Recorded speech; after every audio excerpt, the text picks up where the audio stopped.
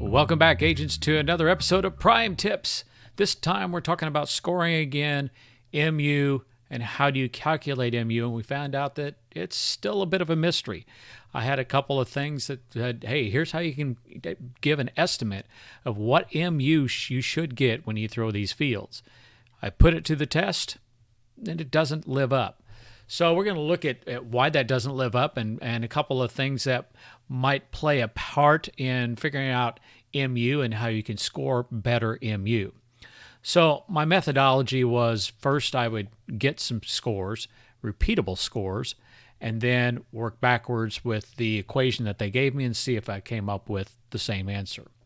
So what I did, as you can kind of see here, I had 5 fields that I threw the exact same way. Threw them one time, let it decay, threw it a second time, got the same MU count the second time. So I'm verifying that these scores that I have are accurate scores.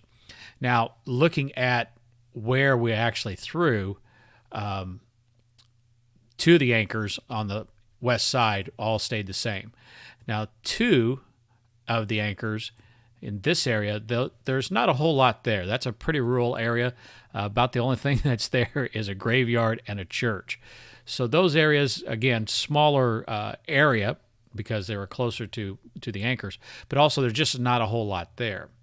The other 3 anchors are in an area that is a little more populated, an area of like 12,000 people. So this one has a bigger population density, and from what we understand, the scoring in the MU comes from not only the area that you cover, but the population density underneath that cover. And in some respects, some say that it could also be that it's more advantageous to anchor in a highly populated area, dense area. We're going to kind of look at the reason why that might be, but I can't say exactly. So that was our methodology that we were looking at. And the statistics that we came up with didn't match up. So the idea was, they said that if you take the population that's underneath that field in that area and 2/3 of that, so multiply it by 66.6, I rounded it up to 67%, they said that should give you an estimate of the MU score. When I did that, I didn't come up with anything close. My ranges were anywhere from 80% to 90%. So it went up and down. So that really doesn't play out very well. So why is that? Well, some of that might have to do with how it figures out the population and how it does mapping. And so we have to start talking a little bit about S2 cells. And again, I don't want to really get into it too deep because honestly, I can't get into it too deep. I don't understand it completely. But basically, the S2 system is a mapping system that was created by Google and a couple other people that is a very accurate representation of a 3-dimensional area, our globe, on a 2-dimensional representation, which would be a computer screen or a piece of paper. They do this by cutting it into sections. So the S0 or the 0 level for S2 cells there's 6 of those sections. Basically you take a die, a cube, and then you extrude the earth out to those cubes, and then your edges match up exactly so you won't be missing things like other maps might do. Those S2 cells, as the number of that level goes up in number, the size of that goes down. So you have smaller and smaller squares that all match together. So you can kind of see here that if I draw a rectangle on an S2 mapper, it's going to give me different size squares or different size S2 cells that are represented by that. So some of them are larger. So that might be, say, an S. I'm going to guess that's probably an S20, an S19, and an S17 size 17. So the part of the mystery is we know that when we draw a triangle, we're not going to get those squares. Basic geometry, a square doesn't fit a triangle, or a triangle fit in a square exactly. So there's got to be some kind of prorating or something going on. So we'll look a little bit at that. So if you look at where the population is, you have to get an area and get the population. So one of the things that they suggested, the people that were saying, pull your numbers here, is to use CDAC, SEDAC, Population Estimation Service from NASA, which is really nice. You can draw in a shape, in this case, a field, and it will tell you how many people are under that field that live in there. And it gives you different time periods, so 2000, 2010, 2020. And from my understanding is that the scoring, if it hasn't changed, is based on the 2010 United States Census. I don't know about the rest of the world. So I'm able to get a count of people in my largest field, which would be 6,766. But when I do the math, that doesn't quite match up.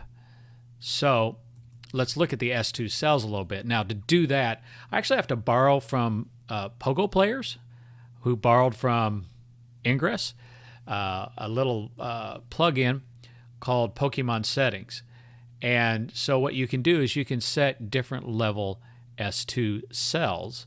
So I'm going to set one to 6, and I'll set another one to 10.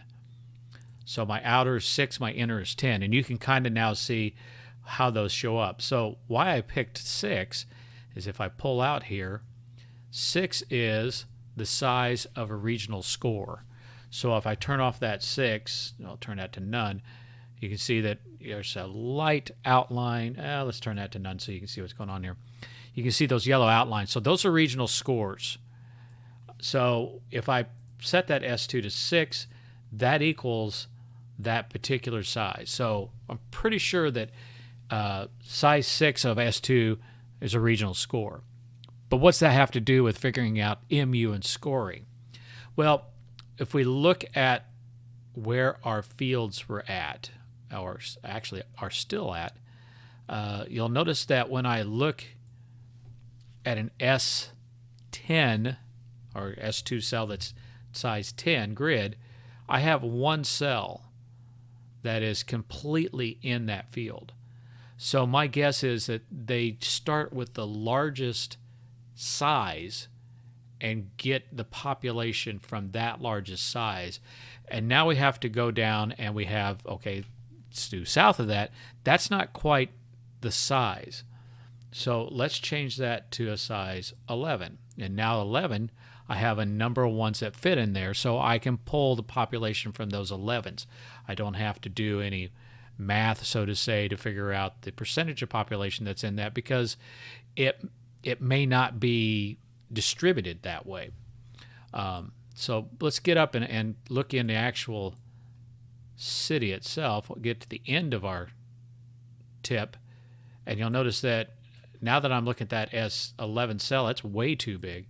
So let's take that down to like 16.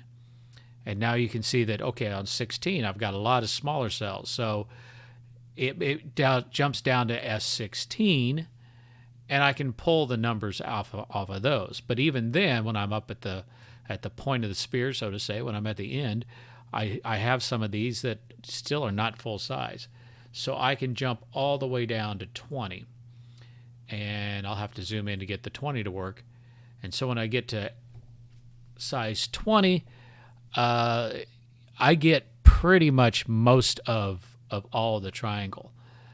So I'm thinking that's what it has that it's doing, is that it's figuring out the population that's under those cells and going from the largest to the smallest and then adding it all up.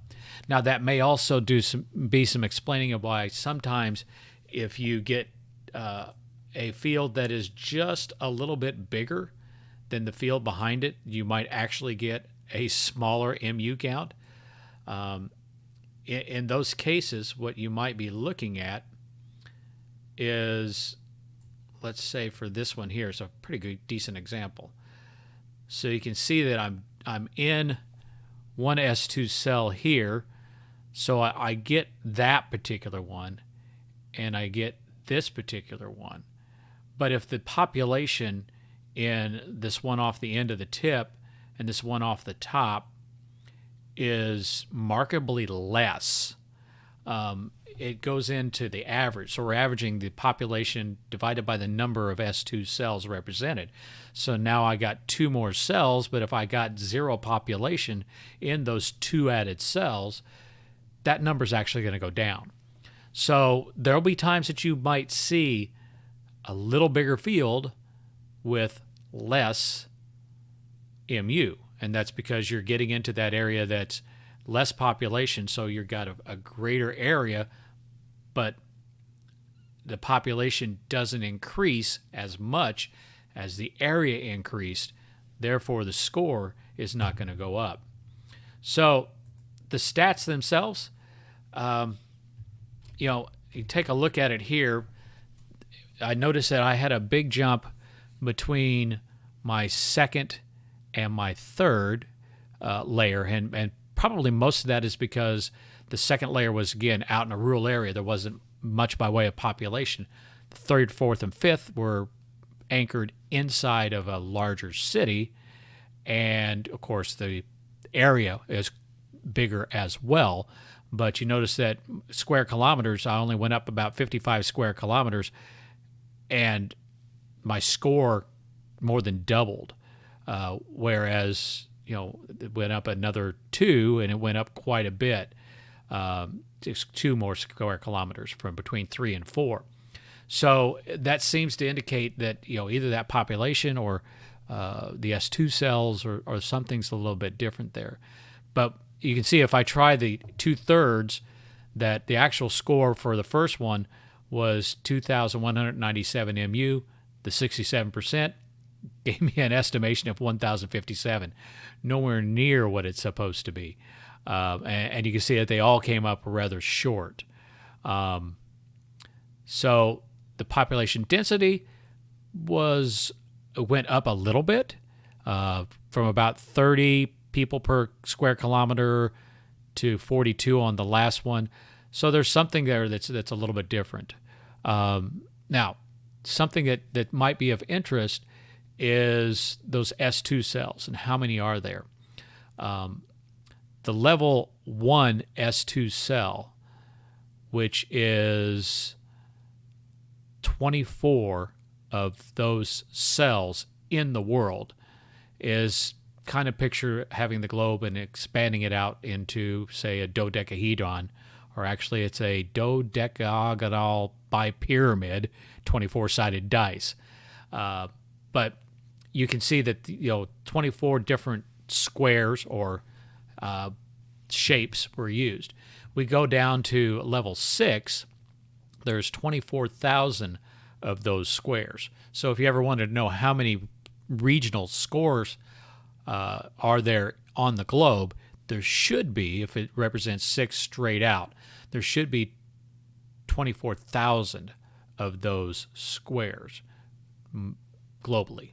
When you get down to what I think is the smallest size that they use, which is a size 20 or a level 20 S2, there's 7 trillion of those. So that gives you a pretty good degree of accuracy, but we still don't know that formula, how they figure it out. So in the end, if you're wanting to estimate what you're going to get, the big thing is still you want to look where you're throwing from and to. If you can anchor in a city, a population area, you're probably going to get more MU for 2 reasons. One is you're increasing the population density. The second one is, and some people argue this point, I still think that you get more from anchoring inside that city than opposing to going outside the city and getting the entire city. Again, that's because when I get outside that city, I'm bringing in more of those S2 cells that do not have any population. That brings down the average, and my MU score does go down. So just a lot of guesses for me today. I hope that you get out in the field and not only take your guesses, but make some throws. See ya.